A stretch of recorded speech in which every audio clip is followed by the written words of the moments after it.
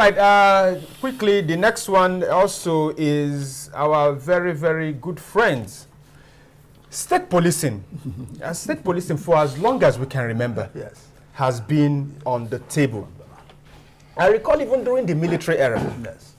During the military era, there was conversation, but maybe light, about states having, but why it was light was the command structure of the military. Yeah, I mean, nobody dares raise that to the head of state, the SMC. But then 1999, when we came back to democracy, that's especially the pro-democracy groups that fought the military, that conversation started. But we had a general, even though he was wearing Babariga, but we had the general as head of state, and he was blunt about it, that Nigeria is not ready for state policing. And then a lot of the prominent voices we hear were also former generals, people like IBB. They will always tell you that Nigeria is not ready for that. And so all through the tenure of Olusegun Obasanjo, that conversation came up.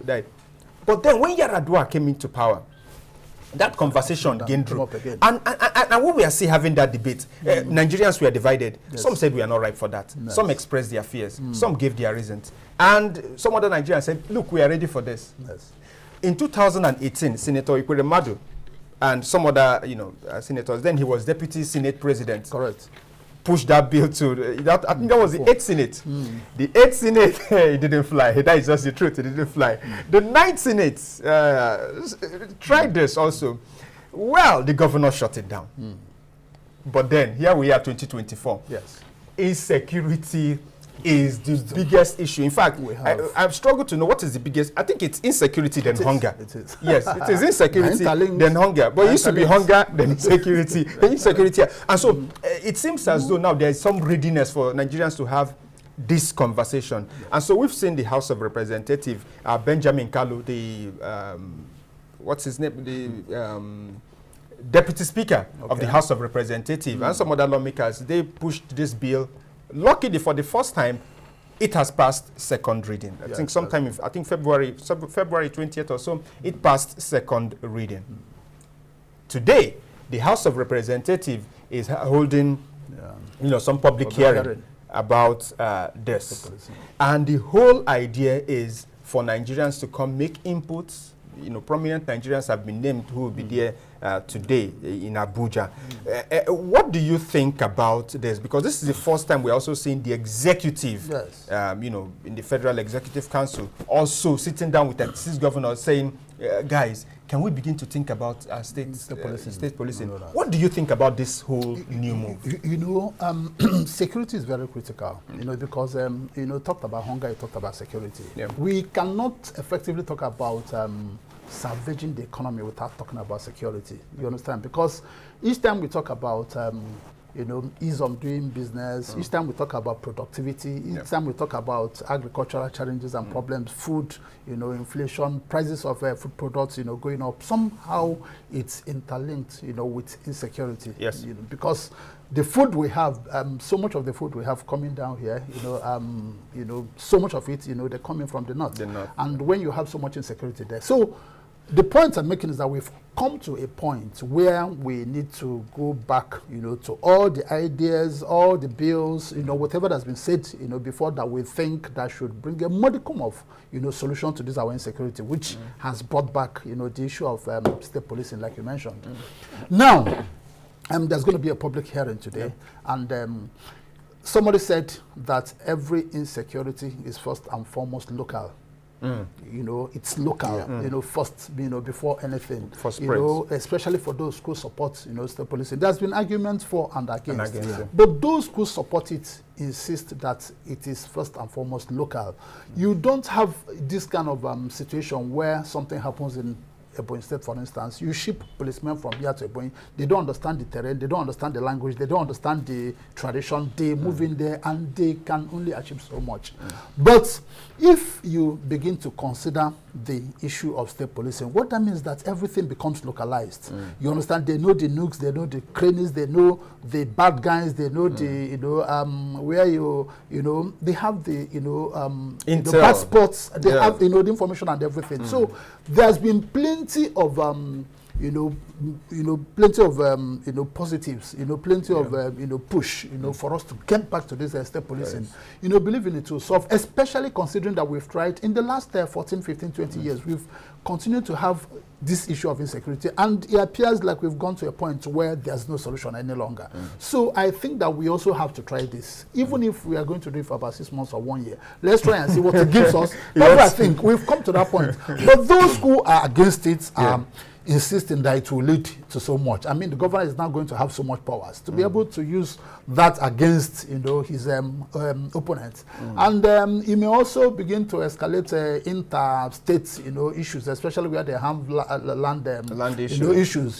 This state police will now move against the other, and they begin to have. So there's been argument for and against. But my position is, we have been in this state of insecurity for so many years, and it appears like we are not coming up with solutions. We don't really know what to do any longer. So at this point, we should begin to try, especially if it's coming from inside. We're not talking about bringing external forces to come and help us now. We are coming up with this solution. Let's try state policing and see what it gives. There's going to be some financial burden on the states. States that are not able to pay salaries so far, in some cases, or could delay salaries and all that. How are they now going to fund paying? Yes, it's there. They've talked about it. So if there's going to be a public hearing, I believe that some of these issues will come up. Yes, you want state police for those who are the proponents. How are you going to fund it? When you've not paid salaries since past 1 to 2 years in your state, especially civil servants and all that. So how is it going to be funded? The logistics. Then how are you going to ensure that you don't, begin to do more than, especially for those who are against it, you don't begin to wield powers that ordinarily you shouldn't, begin to use against their opponents and begin to become a dictator. Then finally, some people are also feeling that there's a possibility that, for some states who are agitating, especially where it has to do with tribal, ethnic, and all that there's a possibility that, now that you have the powers of a state police, you can actually come together with some few states and declare, some kind of a sovereignty or republic and all that. So that fear is there. Whether it's genuine, yes, it could be. That's the essence of public hearing. Come up with all your opinions, come up with all your points and all that. Everything will be analyzed, synthesized, and then we now come to a point where we think whether we are going to implement or not. But for me, I think we need to try something else. All right. Especially if it's local. And you think it's state police? Yes, for now. If not state police, what else? That's my point. If not state police, what else? Then what else? Yes. All right. I somehow, told that line, even though in a kind of modified way, but I told that line. I agree completely with the idea you also raised there that says, if we've tried something for 50 years and it's not serving us, why are we... what fears do we have about something we've not even tried? I think that informs your idea of saying, maybe let's try it for 6 months or 1 year and then see how it goes.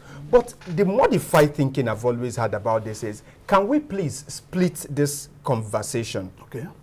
Can we put our fears in one basket? And then ask ourselves, where are these fears coming from? So we address those fears, because it will be dangerous for us not to address these fears or shut down, conversation about people who are coming with these fears. And just like you noted, when you summarize the fears people have about state police, I've not heard anybody say anything outside of the governors. I've been listening to people who have fears about state police. I think those fears are founded. I think those fears are real. They are not imagined. And I think those fears are valid. But those fears are coming from, how will the governors use and abuse these powers we give them? One of the things people have talked about is funding. They say, is it these governors who are telling you that when we pay salaries, we have no money for development? Are they the ones who are going to fund police? When knowing one of the problems we have with the federal police today is also funding. That is why they are here at 33 Junction collecting 50. I don't know how much they collect. Please. I don't know if they collect money, but at least they are always around there. Control. Keep taking charge. That if these governors who can't pay salaries, in most cases, who are owing salaries, that's true. how will they treat the police? People have raised those fears. And these people are bearing arms. These people are bearing arms.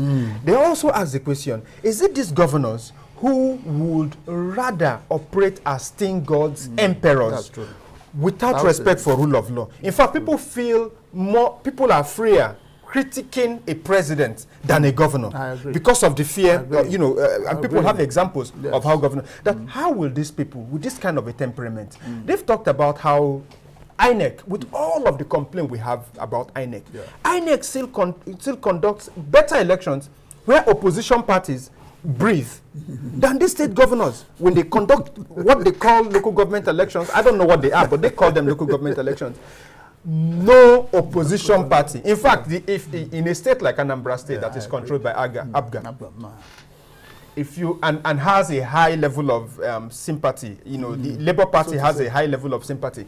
If Abga conducts a local government election today, none of these parties will win one seat. And they say, wow, if this is how they function, you want to give them these powers.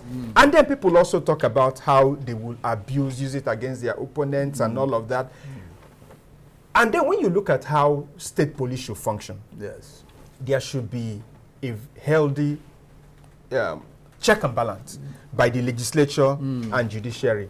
Two arms our state governors have not allowed to function.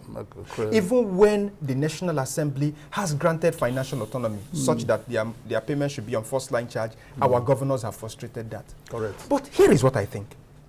I think as valid as these fears, there should be a separate conversation on how do we moderate, because the 1999 Constitution and give them these powers is a military construct, and they're actually running the powers of military administrators. That's the powers they have in the 1999 Constitution. How can we clip? Because even if we shut down the conversation of state police, these things, these fears you have raised are so important and so valid that they should not be swept away. Correct. So how can the National Assembly begin a separate conversation on the almighty power? Our governors are running like 36 Ahmadiyya has. Nobody dares challenge them in their state. How can we clip this power? And then we have a separate, let us have a separate conversation is what I plead in Nigeria. Let us have a separate conversation for state police. So let us talk about state police. Let us say, how do we craft these laws, which is what the National Assembly should do? How do we craft these laws to ensure that no governor, no commission, no minister, no president, because I mean it's still in laws, no president can find some kind of loopholes, coming from our experience, to maneuver and control the state police. How can we ensure, for instance, that if there is abuse, just like there are abuse now, that people can call attention? How can these things be allayed? I think we should have two separate conversations. But when we bring a valid fear, because like I said, the fear of governors is valid and nobody can take that away. But each time we are talking about state police and you bring that, it so downplays the reason Nigerians want state police in the first place. And the reason why Nigerians want state police is because insecurity, like you said, is local. So the farmer in Anam that can't go to farm, if you look at our regular policing structure, it doesn't protect him at all.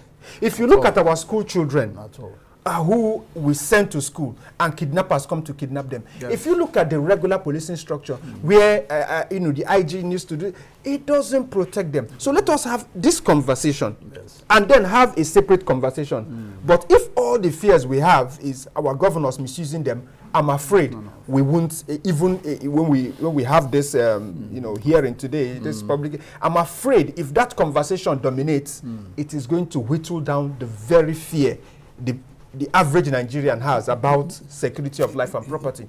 Considering the length of time that we have been on this police,